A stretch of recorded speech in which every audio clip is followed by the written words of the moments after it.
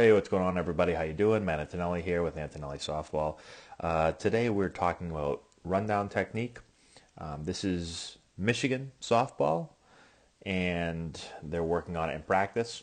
So we're going to talk about some of the keys and how to hopefully end the rundown in only one throw. So the first thing is when you receive the ball and you start the rundown, the first thing you want to do is you want to make sure that you pick a side. Okay, you don't want to run directly behind the base runner so that when you throw the ball, you have to throw it over their head. Okay, you want to pick a side and create a lane. Now the lane should be created on whichever is easiest for you to get to. Okay, so if you catch the ball on the inside, just stay on the inside. If you catch the ball and you're out here, then stay on the outside.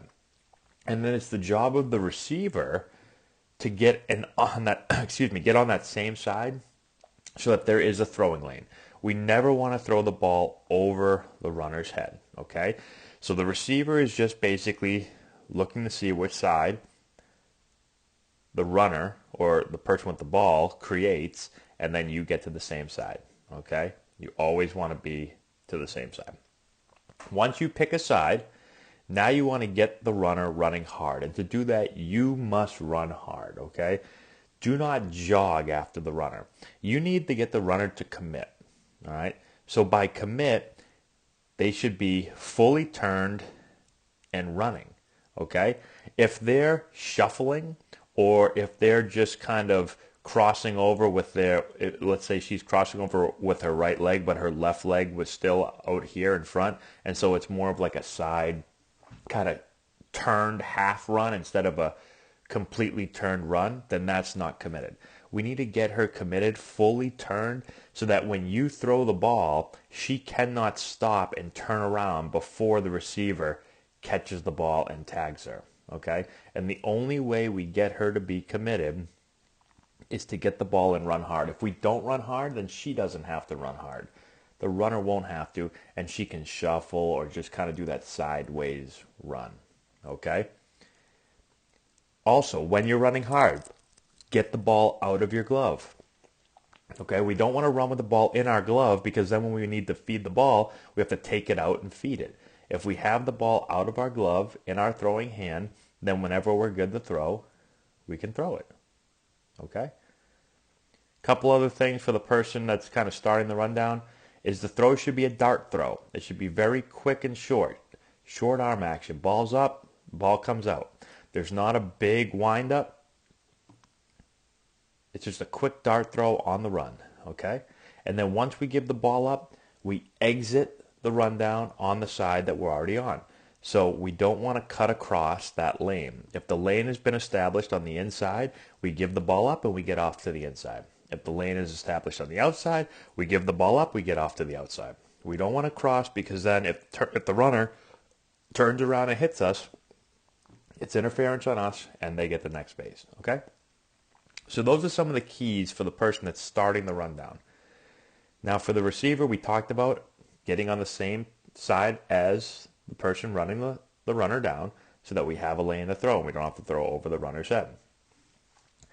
The next thing is we want to establish some momentum and cut down the distance, shrink the rundown, okay? So what I mean by that is this runner right here, we don't want to sit on first base and make it a really long rundown back and forth. So once the middle infielder here catches the ball around second base and is getting the runner going, the first baseman should be creeping in, all right? Again, she should not be sitting on first base and staying there. Then it's far too big of a distance to run back and forth. So you're creeping in, you're cutting down the distance, and then once you feel like this runner has committed and they're running hard, you want to start to get your momentum going towards that runner so that when you catch this ball, you can see she's already moving. She's running to the ball so that she can catch and tag. If you're flat-footed here, if you're flat-footed and you just catch the ball flat-footed, well, now the runner has time to stop and get going the other way, and you have to start up all over again.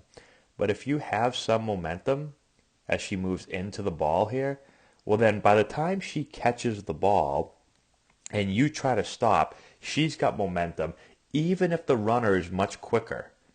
they will not be able to get going the other way fast enough, right? So it's really, really key. Have some momentum. Catch with momentum. You don't have to be sprinting when you catch it, but you should be moving so that you can catch and tag. Remember, we want to end the rundown in one throw. That's it. It should be run the runner down, give the ball up, catch, tag. Done. Okay? If we do all of these things, then we should have the runner out in one throw. Okay? So again, use some momentum. Now, I've seen it done differently at different places. You know, one way for this receiver to do it is once they get momentum going, they're going to flash their glove. They're going to put their glove up, and that basically means give me the ball.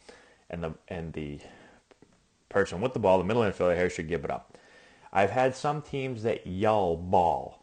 Now, I'm not really a fan of that. I like to just kind of flash my glove because if you start yelling ball, you know, sometimes the runner can hear it and they can slam on the brakes and get going the other way.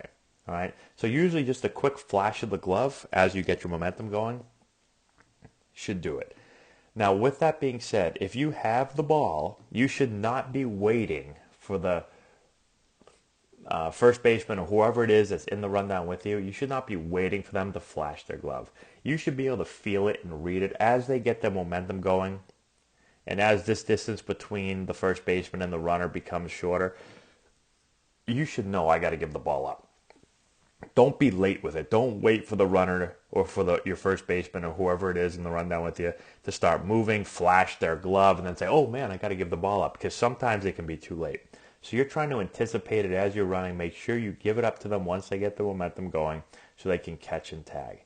Do not wait so long that this runner can just bypass the other fielder and get back to the base safely. Okay? So those are some quick tips for you. Hopefully they help you out. If you do those, 4 or 5 things, you should be able to get most of the rundowns completed within one throw. And again, the least amount of throws, well, the less throws you can make, the less chances something can go wrong. And again, it's just a quick catch and a tag. So hopefully this helps you out. Let me know if you have any questions in the comment section below. Subscribe to the channel if you've not done so already. Give us a thumbs up. I'd really appreciate that. Share the video with all your friends. Check out the description box below. I've got some stuff there for you guys to check out. I think you will like. And that's all I got. Thanks again for watching. I appreciate it. And we will talk to you later.